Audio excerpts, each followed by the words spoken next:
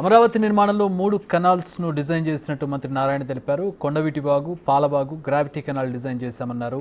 3 కెనాల్స్పై ADC chairman అధికారులతో చర్చించామని, వచ్చే వర్షాకాలానికి 3 కాలువలు పూర్తి చేసేలా ప్రణాళికలు చేస్తున్నట్టు వెల్లడించారు. రాజధాని అమరావతికి ఎలాంటి ముప్పు లేదని, ఎవరేం చెప్పినా ప్రజలు నమ్మొద్దని మంత్రి నారాయణ అన్నారు. ఎలాంటి ముప్పు వాటిల్లకుండా రాజధాని అమరావతి నిర్మాణం సాగుతుందన్నారు.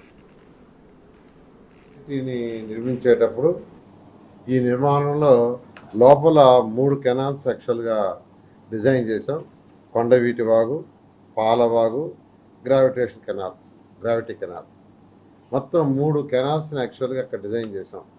ఈరోజు దానికి సంబంధించిన ఏడీసీ మన యొక్క అమరావతి డెవలప్మెంట్ కార్పొరేషన్ చైర్మన్తోనూ మరి మిగతా అధికారులతో యాక్చువల్గా వీటి మీద డిస్కస్ చేశాను.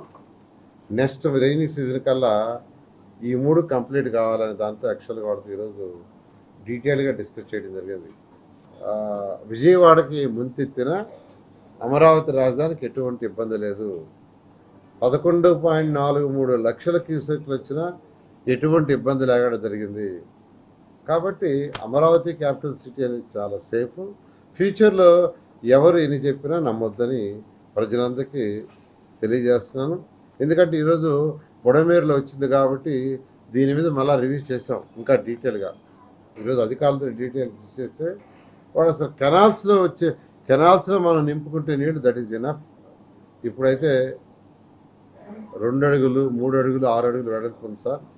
మనం 75 మీటర్లు బాటం పైన వచ్చేలకే బాటం 75 మీటర్లు, మళ్ళీ పైన వచ్చేలకే అది 115 మీటర్స్, 115 మీటర్ల పైన 115 మీటర్లు అడుగులు కాదు. ఇప్పుడు యాజ్ ఇట్ ఈస్గా 1 మీటర్ 2 మీటర్లు కొండెత్తారు దిగల. అందువల్ల సేఫ్ అని